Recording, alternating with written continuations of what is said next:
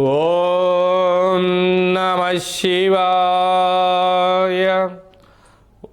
ఓం నమో నారాయణాయ. ఓం కాళభైరవాయ నమో నమః. ఓం దేవేంద్రాణి నమస్తుభ్యం దేవేంద్ర ప్రియభామిని. గృహం ఐశ్వర్యం భోగభాగ్యం దేహి మే. కురు కళ్యాణి శీఘ్రం మే దేవి సర్వదే. హరి ఓం. మా ఛానల్కి స్వాగతం. చూస్తున్న వీక్షకులకు ప్రేక్షకులకు ప్రియ కాల భైరవ భగవతులకి స్వాగతం పలుకుతూ మమ్మల్ని ఎంతగానో ఆదరిస్తూ ఉండబడినటువంటి ప్రియ సోదర సోదరీమణులకు, జ్యోతిష్ అభిమానులకు, గృహ వాస్తు నిర్మాణ కార్యక్రమం చేసేటువంటి వారికి, ఈ వీడియో ఎవరైతే మీరు చూస్తున్నారో అన్నట్లయితే గృహం లేని వారికి గృహం, గృహం కలిగిన వారికి ఐశ్వర్యం, ఐశ్వర్యం కలిగిన వారికి ఆనందం, ఆనందం కలిగిన వారికి సంపూర్ణ ఆయురారోగ్యాలు ప్రసాదించాలని మనం కూడా మనసారా కాళభైరవ స్వామిని వేడుకుందాం. మనకు సనాతనమైన మన హిందూ ధర్మం ఏం చెప్పిందయ్యా అంటే, వాస్తు అనగా వరుస క్రమము. వరుస అనేటువంటి 2 పొడవులు 2 వెడల్పులు సమాంతరంగా ఉండాలని చెప్పి వాస్తు చెప్తుంది. ప్రధానంగా మోక్షగుండపు విశ్వేశ్వరయ్య గారు అనేటువంటి పెద్ద ఇంజనీర్ గారు వారైనా, ఈరోజు అనేక గృహ భవన నిర్మాణాలు నిర్మించేవారైనా 4 సూత్రాలు పాటిస్తారు. ఆ సూత్రాలు ఏమిటైనగా, ఈశాన్యంలో గుంట, ఆగ్నేయంలో మంట, నైరుతిలో పంట, వాయువులో పెంట అంటారు. అంటే ఒకటే గుడ్డి గుర్తు. అంటే ఈశాన్యంలో నీళ్లు ఉండాలి, ఆగ్నేయంలో వంట వండుకోవాలి, నైరుతిలో యజమాని నివసించాలి, బీరువా ఉండాలి, వాయువులో చిల్డ్రన్స్ రూమ్ ఉండాలి, బాత్రూమ్ ఉండాలని చెప్తారు. ఇలా 2 పొడవులు 2 వెడల్పులు ఎవరైతే సమాంతరంగా ఏర్పాటు చేసుకుంటారో వారికి సకల శుభాలను ఐశ్వర్యాలను ఆ గృహం కలిగిస్తుందని చెప్పి అందరూ పాటించాల్సినటువంటి నియమంగా గుర్తుపెట్టుకోవాలి. 2026వ సంవత్సరంలో తులారాశి వారి యొక్క ఆదాయ వ్యయాలు ఇన్ని సంవత్సరాలు చాలా అద్భుతంగా యోగించాయి. గ్రహాలు యోగదాయకంగా ఉన్నప్పుడు ఉన్నతమైన ఉచ్చస్థితి అయిన జీవితాన్ని పొందారు. గృహాలు, కార్లు, బంగ్లాలు, విల్లాలు, బంగారు ఆభరణాలు, షేర్లలో మీరు ఎక్కడ పెట్టుబడి పెడితే అక్కడ విజయాన్ని సాధించారు. కానీ పరాభవనామ సంవత్సరంలో అది దానికి భిన్నంగా జరగబోతుందని చెప్పి మీరు గమనించగలగాలి. తులారాశిలో ఏ నక్షత్రాలు వస్తాయి అనగా, చిత్తా నక్షత్రంలోని 3వ పాదం, 4వ పాదం, స్వాతి నక్షత్రంలోని 4 పాదాలు, విశాఖ నక్షత్రంలోని 1, 2, 3 పాదాలు కలిపితే తులారాశి. చాలామందికి పుట్టినటువంటి కాల సమయంలో డేట్ ఆఫ్ బర్త్లో లేనటువంటి కారణం వలన పేరు యొక్క మొదటి అక్షరాన్ని అనుసరిస్తూ రాశిని తెలుసుకునే ప్రయత్నం చేద్దాం. రు, రే, రో, తా, తి, తు, తే, తో అక్షరాల వారందరూ కూడా తులారాశి జాతకులే.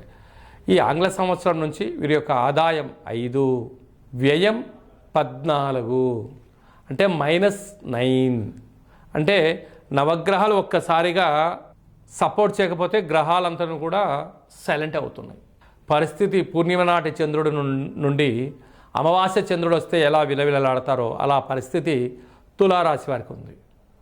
అలాగా ఈ గృహంలో ఉండబడిన వారందరూ కూడా స్వగృహమైంది, తప్పక ఇంటికి కుబేర కాళభైరవ సహిత కుబేర అష్టదిగ్బంధనం ఇంటికి అవసరం. ఎందుకనగా ప్రతి ఒక్కరము 9 నుంచి 10 గంటలు తప్పక ఇంట్లో ఉండి తీరుతాం.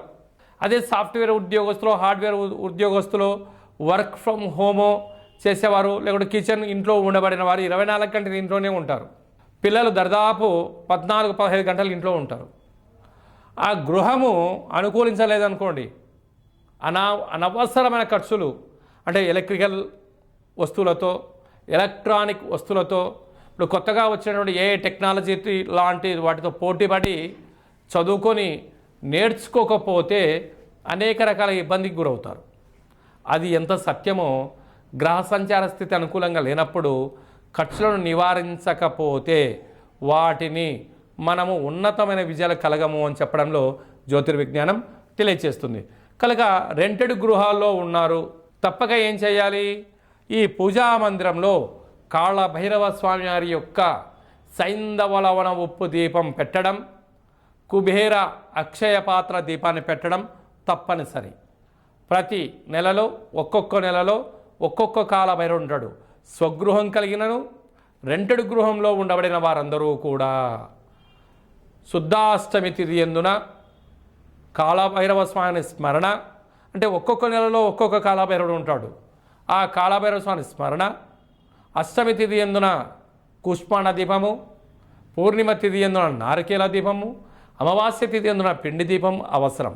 వాటితో పాటి ఇంట్లో నవగ్రహ నక్షత్ర కల్పవృక్ష దేవతలు ఇంట్లో పుట్టినట్టయితే కల్పవృక్ష దేవత అడగగానే ఎలా ఇస్తుందో ఈ ఖర్చులను నివారించే శక్తి కలుగుతుంది, ఐశ్వర్యాన్ని ఇవ్వడం జరుగుతుంది, ఆనందాన్ని ఇవ్వడం జరుగుతుంది. అలాగా స్వగృహం కలిగిన వారు ఇంటికి కాలభైరవ స్వామి యొక్క కుబేర అష్టదిగ్బంధనం వలన మనసు ప్రశాంతంగా ఉండడం, అంటే మన మనస్సు వెళ్ళిన చోటుకల్లా మనం వెళ్ళలేం. కళ్ళు చూసిన ప్రతిదాన్ని మనం సొంతం చేసుకోలేం. దాన్ని సొంతం చేసుకోకపోతే మనకు మనశ్శాంతి ఉండదు, అశాంతి. ఎందుకనగా ఈ తులారాశి జాతకులు ఎక్కువ శాతంగా సాఫ్ట్వేర్ వారు, హార్డ్వేర్ వారు, సినిమా రంగాల వారు, ఏ టెక్నాలజీ కోర్సు నేర్పించేటువంటి వారు, అనేకమైనటువంటి కళల ప్రపంచానికి రారాజులు వీరే. కనుక వారి కళలు నెరవేర్చుకోవాలంటే రెంటెడ్ గృహంలో వారికి ఈ దీపం అవసరం, ఈ స్వగృహం కలిగిన వారికి అష్టదిగ్బంధనం అవసరం అని చెప్పి గుర్తుపెట్టుకోగలగాలి.